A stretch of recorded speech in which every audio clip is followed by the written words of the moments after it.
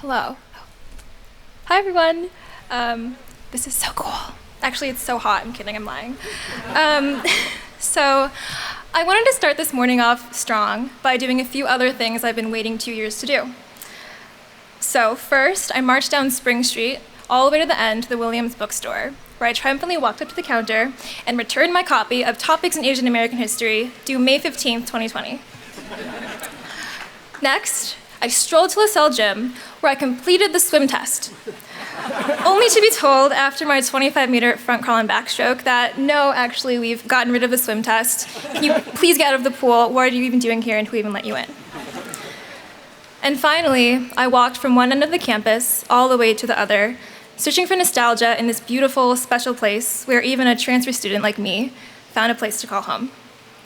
And when I was thinking about this weekend, I was expecting excitement and fun and a bit of a surreal feeling, probably a little bit weird.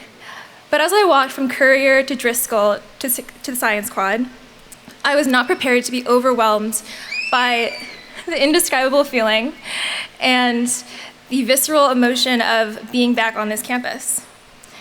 It struck me suddenly that this curiosity, this feeling of endless possibility that was so unavoidable for 4 years of my life was in such stark contrast to how life and the world oftentimes feels right now.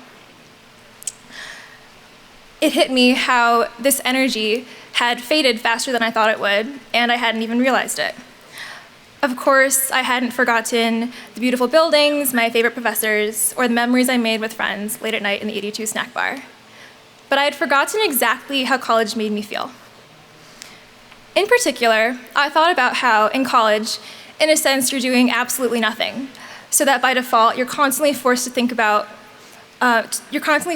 to aspire towards something, to think about what am I going to do and why am I going to do it.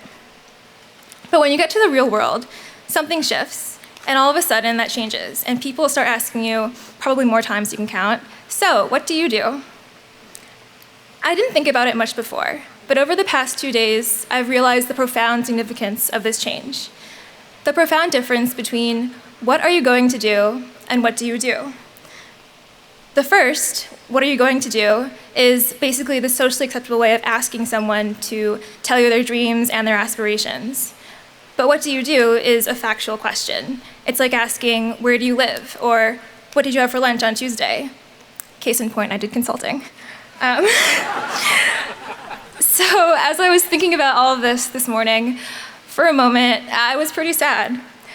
But then, standing in the sunshine, surrounded by the mountains, I felt excited and hopeful and grateful, because this weekend that we get to share one final time as the class of 2020 is truly unique.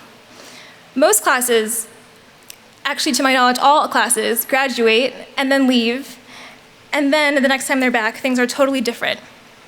But this celebration has brought us back together for 3 days, from wherever we were in the world, whatever we were doing, to pause, as close an approximation as is possible 2 years out, to us exactly as we were. And we get to remember exactly how college made us feel and the questions we asked ourselves and each other before we finally close the chapter and disperse throughout the world, this time for good. I forget a lot of the little things, like returning a book or taking the swim test.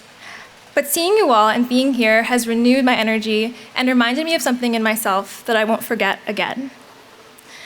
And now for the words I've been waiting 2 years to say, and this is tradition, so please bear with me. My fellow classmates, please rise. Thank you. I know it's hot. A lot has changed, but in the same way, many things feel exactly the same. Class of 2020, you are still the smartest, the kindest, the most incredibly attractive people I know. It's been a long time coming, but I cannot think of anyone more inspiring or anyone whose achievements are more deserving of the celebration than you. So, class of 2020, congratulations, and best of luck with whatever you are doing and whatever you are going to do. Thank you.